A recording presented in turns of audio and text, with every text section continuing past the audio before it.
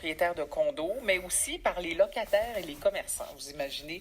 Mon collègue René Saint-Louis va nous expliquer tout ça. René, bonjour. Bonjour. Alors, qu'est-ce que c'est exactement la taxe police? En fait, c'est de la tarification. Donc, sur leur compte de taxes, les Jéromiens peuvent lire tarif police, 95 $.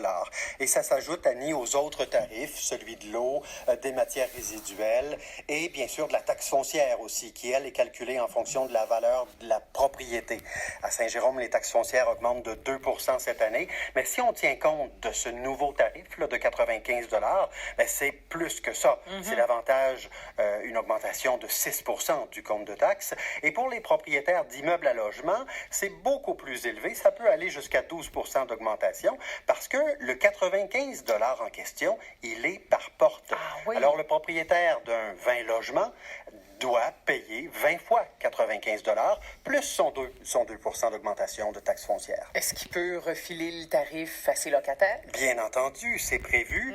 Les variations de compte de taxes servent à déterminer les augmentations de loyer. On écoute Claude Dubois, propriétaire de plusieurs immeubles à logement. C'est pas justifiable là, de hausser aussi de façon drastique là, une taxe pour les polices sans qu'il y ait prévu au moins ça à l'avance pour répartir la taxe au moins sur plusieurs années. Là, nous autres, on est obligés de refiler la facture là, aux locataires. Puis les locataires, ben, à Saint-Jérôme, moi, dans les logements que j'ai, c'est pas tous des locataires qui sont... il y en a qui sont sur le bien-être social, il y en a qui travaillent pas, puis... Fait que c'est quand même difficile pour eux autres de recevoir une augmentation qui peut aller de 10 à 15 $ là, pour un loyer de 500. Fait que nous autres, on essaie de refiler la facture, mais dans le fond, on essaie aussi d'en prendre un peu sur notre dos. On n'a pas le choix. Ah oui, parce que si on comprend bien, on a l'impression d'un tarif qui touche davantage les plus pauvres. Effectivement, ben en fait, c'est le cas parce que c'est une tarification non régressive, donc l'impact pour les plus pauvres est plus important. Et c'est ce qui a incité un locataire, qui s'appelle Richard Saint-Laurent, à lancer une pétition contre cette taxe. On l'écoute. Fait que là, en voyant que c'est 95 $ par résidence ou adresse, on a décidé que quelqu'un devrait faire de quoi. Puis on s'est lancé 4 pétitions, puis ça roule depuis. On approche du 2440 quasiment, là, et plus. Votre objectif? On avait fixé le minimum 2500. Donc, en fait, il est en train d'atteindre son objectif là, de 2500 signatures, Annie. Ouais. Les commerçants aussi sont touchés, René? Oui, les commerçants, pour eux, c'est 190 $ par année qu'ils devront payer. On écoute la conseillère municipale, Nathalie Lassalle. Elle est de l'opposition. C'est inégal pour des commerces aussi. Si vous prenez là, Walmart, pour pas le nommer, va payer 190 $ pour cette même taxe de police versus quelqu'un qui a son salon de coiffure à la maison va payer le 190 $ plus son autre taxe de police de 95 $. C'est ça que je dénonce, c'est l'iniquité qu'il y a. Alors, j'ai pu voir le compte de taxes de cette personne qui a un salon de coiffure à la maison et effectivement, elle a bel et bien un montant de 190 $ à payer pour son commerce et un montant de 95 $ pour sa résidence à la même adresse. Donc, total, 285 $. Ouais. Ouais. Est-ce que d'autres villes au Québec, René, vont tarifier le service de police? Ben, pas à ma connaissance. C'est une première. Les coûts du service de police sont normalement payés à même ce qu'on appelle l'impôt foncier.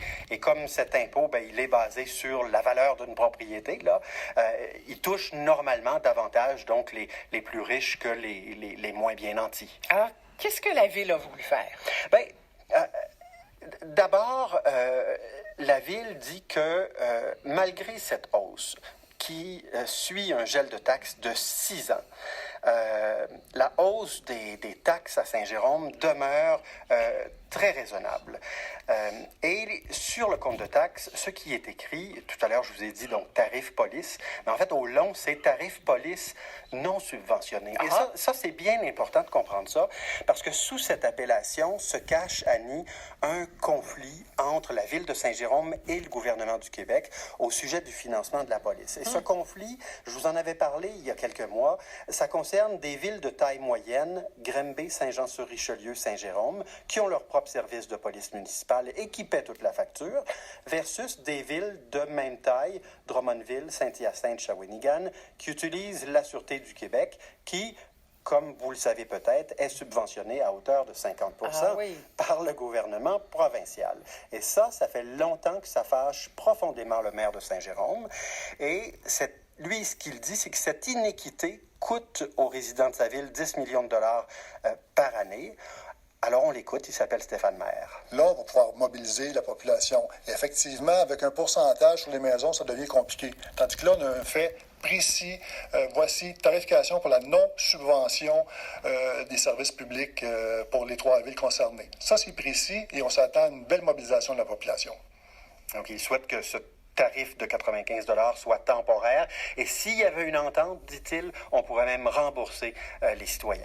Oui, les gens semblaient mécontents selon ce qu'on a entendu depuis le début de votre reportage, René. Et qu'est-ce qu'il dit, le maire, à ceux qui lui font remarquer que c'est un tarif qui est inéquitable? En fait, au contraire, lui trouve ça équitable. On écoute sa réponse. Mais en fait, c'est équitable parce que tous les citoyens ont le même niveau de service de police. Hein? Vous savez, lorsqu'on a besoin de policiers, ce qu'on ne souhaite à personne, évidemment, vous avez un service. Alors que vous ayez une grosse maison ou un petit logement, vous avez le même service.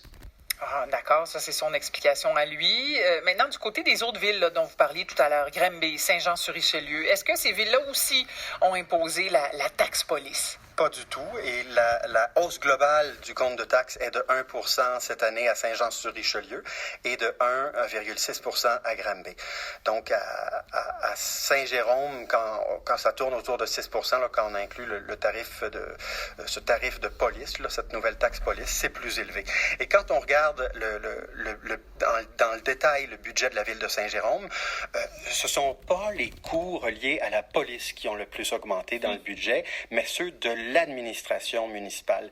Il y a une hausse de 8,5 % du coût des services de police en 2019, mais la hausse des frais administratifs de la ville est de 30 % Annie.